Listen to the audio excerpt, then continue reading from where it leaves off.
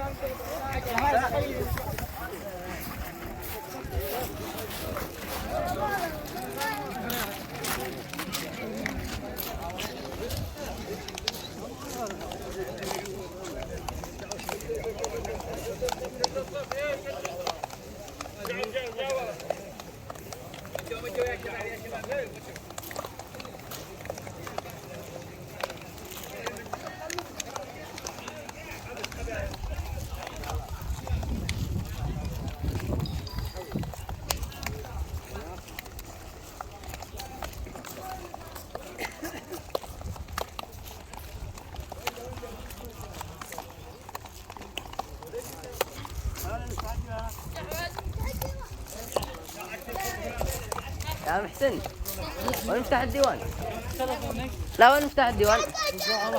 اللي سمعه وهذه القصيدة هذا. صلوا على رسول الله.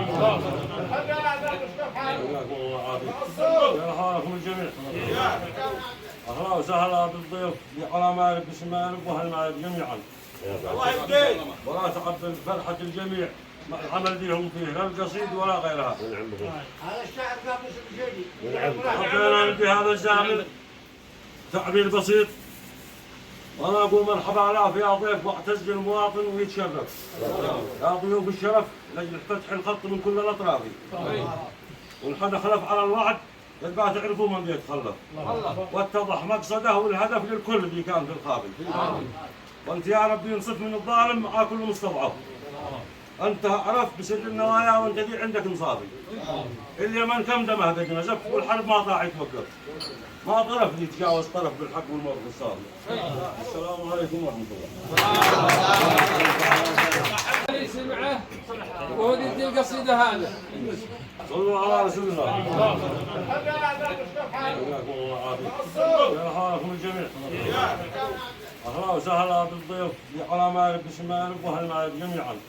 الله يبقيك. ولا تقبل فرحة الجميع مع العمل اللي هم فيه لا القصيد ولا غيرها. هذا الشاعر قابل الجدي.